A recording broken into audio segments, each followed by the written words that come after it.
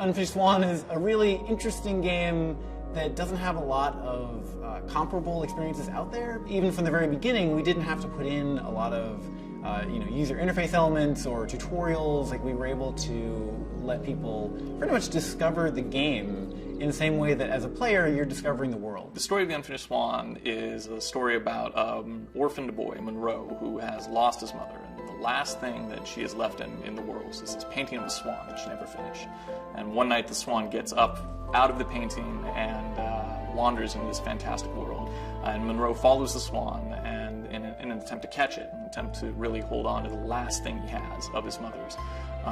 And then along the way, he learns more about the different worlds that he is wandering through, and at the end, hopefully, something about himself. It's a first-person painting game, and in the beginning of the game, the player starts out in a completely white world, and they have to throw paintballs to figure out what's around them.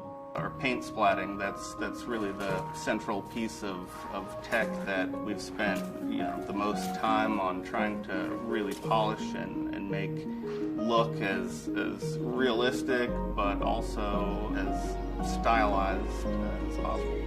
We got involved with Sony because they called us. We had shown the game in Tokyo at the Sense of Wonder Night in 2008, and they had seen, I think, a video of that online when the game was still a very early prototype. Initially, I was sent a YouTube video. I think I found it or it was on a forum, and it was just kind of, it's chapter 1, which is the garden. And immediately I was like, this game is unbelievable. Like, we have to talk to Ian. We have to, figure out a way to get this game onto the PlayStation 3. Giant Sparrow was created essentially to make this game. It's been an interesting challenge working with the team on a project that we didn't necessarily know what it was going to be in the beginning. So I think we all knew that it was going to be this, black and white world in the very beginning of the game, but where it was going to go from there was pretty open.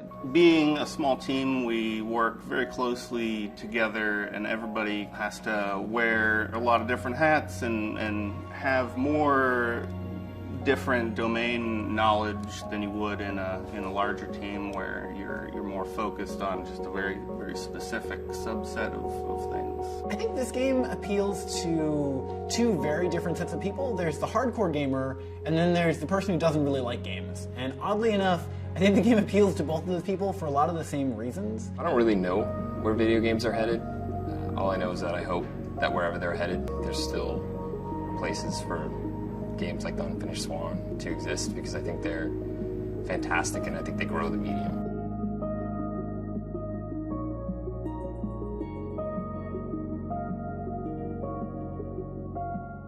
PlayStation